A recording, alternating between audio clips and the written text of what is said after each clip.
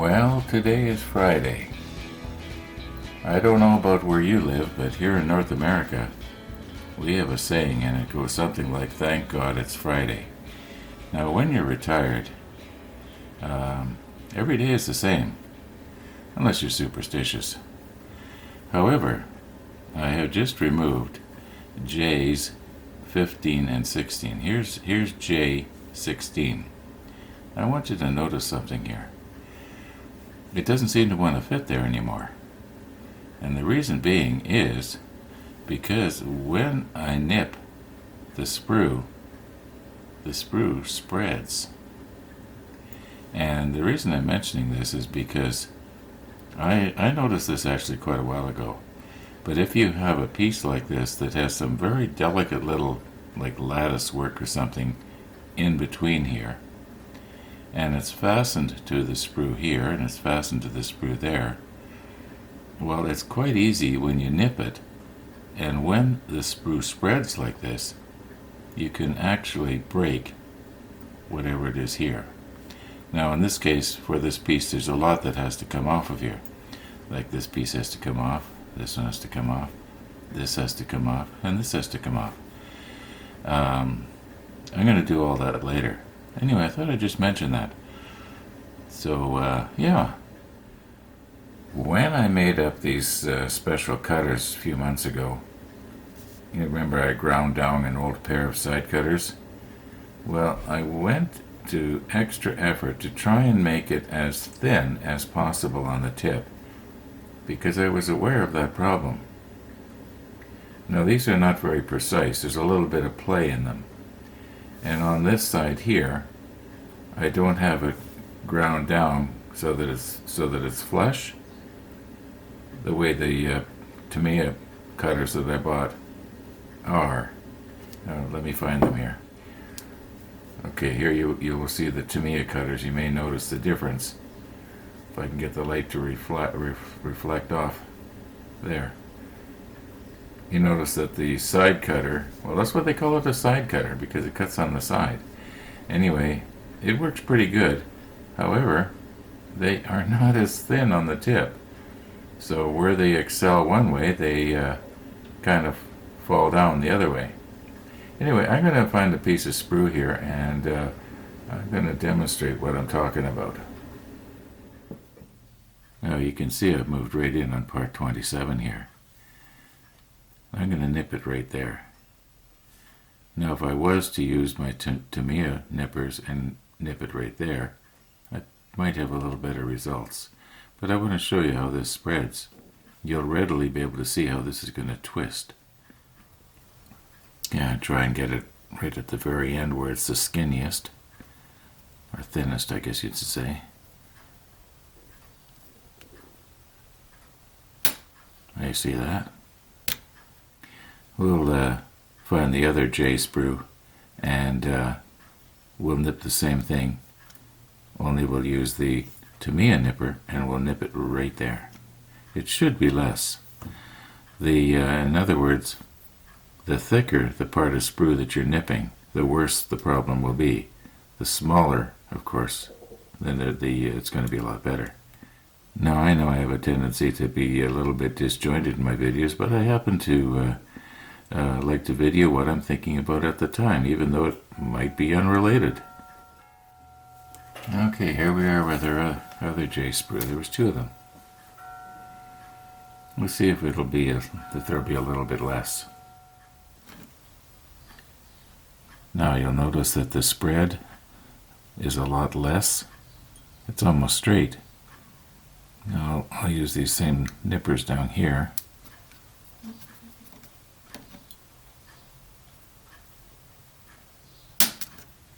Well, that didn't work out quite as planned, but anyway, I think you get the idea. In other words, got to be careful because your part will spread. Now, what I should have said was that the sprue that I'm cutting will spread, and the little part that I want could get crushed. Yeah, I guess the last 5 minutes have been just sort of spent trying to remind myself I've got to be careful when I'm snipping off the parts. In yesterday's comments, I got a question asked me, and way back when I was painting the boot line on the bottom, somebody was wondering how far down was it to the bottom of the boot line here.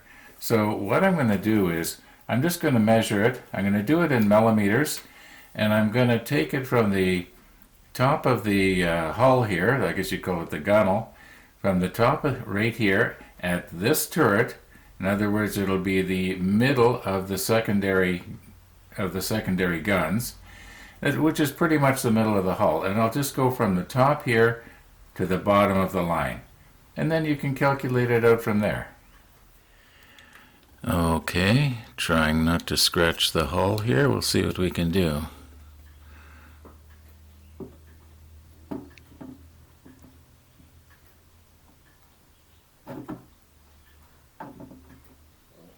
I think that's about it. Okay, can you read that okay? About 37.06 millimeters. Call it 37 millimeters.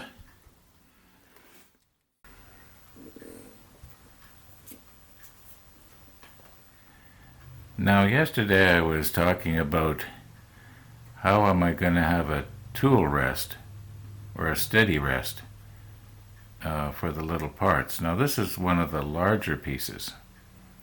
That's the deck for the AA gun, and you can see those little holes that are at the top of the deck. Well, the little tiny part, one of which I lost yesterday, it's got two little nubs that go down into those holes, and then you just glue it in place. So I was thinking something like this, if I was to, hold on to this with this, that, this could hold the larger piece, and then the tweezers could hold the smaller piece. Now, the problem is with this thing is that it, unless I was to weaken the spring somehow, it is so stiff that it might damage the plastic, and it's kind of sharp. So I'm thinking maybe if I was to modify a clothespin, it might squeeze it just as hard, but if the area that it squeezes on is less, let's see if I can maybe sort of do it here. Something like this. I don't think it would damage it. Okay, so that could hold it. That could hold the larger piece. Now, for the bigger piece that I'm going to, this could hold the bigger piece, and for the smaller piece that I'm going to hold with the tweezers, let's see what I've got laying around here. Well, I got lots of wood down in the workshop. I can always make something up. But I'm still thinking about it. I haven't come to any conclusions yet. Okay, please understand here that I am not planning to use my measuring stick here as the steady rest. I just want to see how would this work.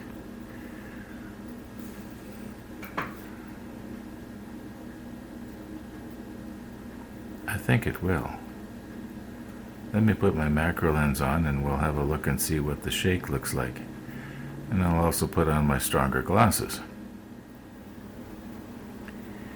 Maybe just lower it just a little bit here.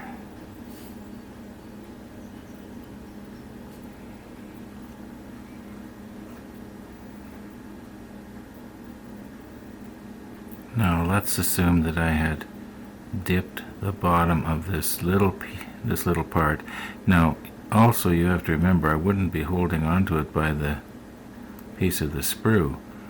I'd be holding onto it a little further down, and the idea would be, would I be able to let go of it and have it, stay in place?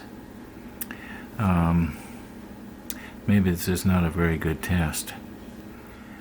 Try this again. Okay, now, if I can adjust my steady rest manually up and down,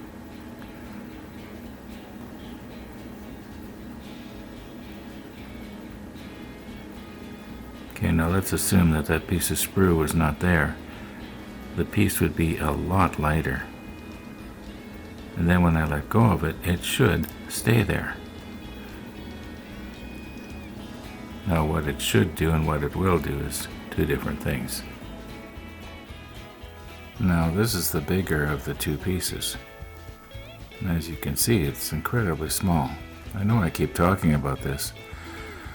One of the viewers says, why don't you forget about the little pieces and just sort of carry on?